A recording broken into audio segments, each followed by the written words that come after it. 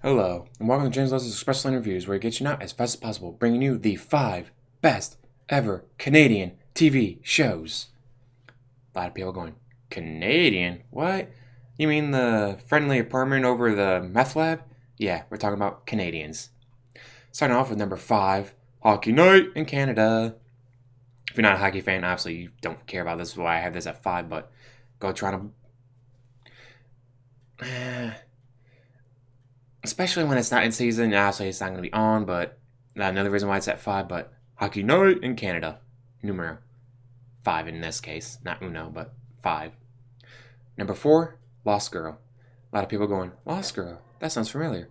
Wasn't that on Sci-Fi?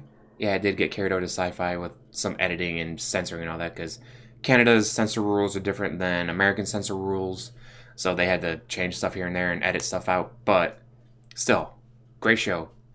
If you haven't checked out Lost Girls, do it. It is a really, really good show. Highly recommend it. It's a bit like the Buffy, Big Wolf on Campus, Monster of the Week style show. So if you like those style shows, check it out. Now we're going to go on to number 3 with This Hour Has 22 Minutes. Daily show in Canada, pretty much.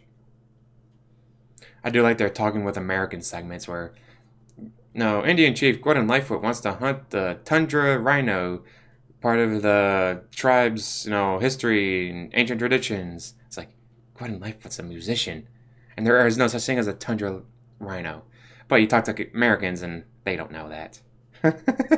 Stupid bloody Yanks. But very good show. Obviously, it's one of those, like, you have to watch new episodes or whatever. Or I guess you could go back and watch, if you've never watched them before, watch them back to back or something like that if you can find them. Because it's a very funny show. Like I said, it's a daily show, but in Canada. Great show. Now, moving away from that, onto number 2, Made in Canada. Pretty much makes fun of the BBC. My favorite characters on there are like Rick Mercer's character and all that. But but it's a TV company, whatever, and they do shows like Beaver Creek, their version of Little House on the Prairie. They do Sword of Damocles, which is their Hercules knockoff. And one of my favorite episodes, the guy who plays Damocles on Sword of Damocles was going to get a toy made of him. But as the TV production company pointed out, you can't do that. We own the rights to Damocles. But I'm Damocles. No, you play Damocles. We own the rights to Damocles. You can't do that. Then they find out it's a porn company that's going to make the doll. And so Rick Mercer's like, no, what? You have at it. You got yourself in this mess. You get yourself out of it. Then just at the end, he's on his cell phone and was all, so, what kind of deal did you work out? But the action figure's only 18 inches tall. Then it goes to black. Like, you know what they did. They don't have to tell you anything. This is him. But the action figure's only 18 inches tall. Is all you need to see in here to know, like, you know what they did. But, or another one of my favorite jokes on the show was, the guy who, like, actually runs the place is a bit of an idiot.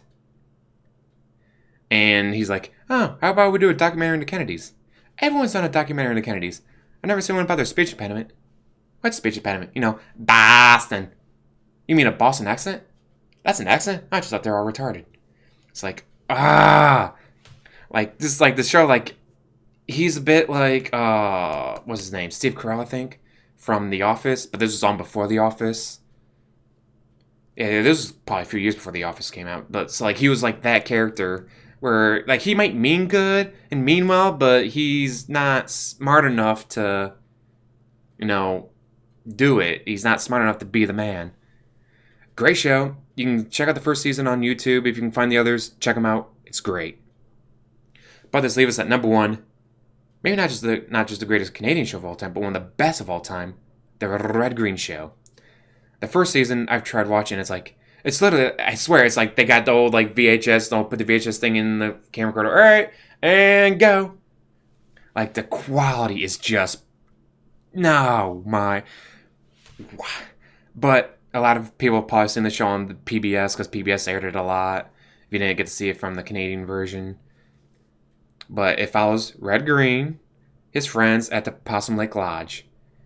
And it's just, and like they add on new characters later on, and they have segments like the word game where they got to get the person to say the word. But they never say the word like you're supposed to. It's like, let's see. I'm trying to think of a good one. They had like the explosions expert who's hard of hearing because all the explosions and all that. And I was like, no. Oh, guys, like I'm trying to think of a good example, but I just, God, terrible. But have you ever heard the phrasing, if the women don't find you handsome, they better find you handy? That comes from this show. The tool man's secret weapon, duct tape, comes from this show. The man's prayer, I'm a man, but I can change if I have to, I guess. Also comes from this show. It is a great show. It goes on for a ton of seasons, has movies involved. Like, again, like the first couple seasons, I'm pretty sure it's just a guy there like, alright, oh man, hopefully the shaky camera doesn't take away too much from it. But it is a great show. It's very funny. Get involved with the characters, and there's it is a great show. If you've not checked out Red Green, again, check out YouTube. It's on there. God, I love Red Green show and the Sour and Main Again. Terrible. If only they got more promotion in the States. Anyways, as always, like, subscribe, comment down below, and have a wonderful day.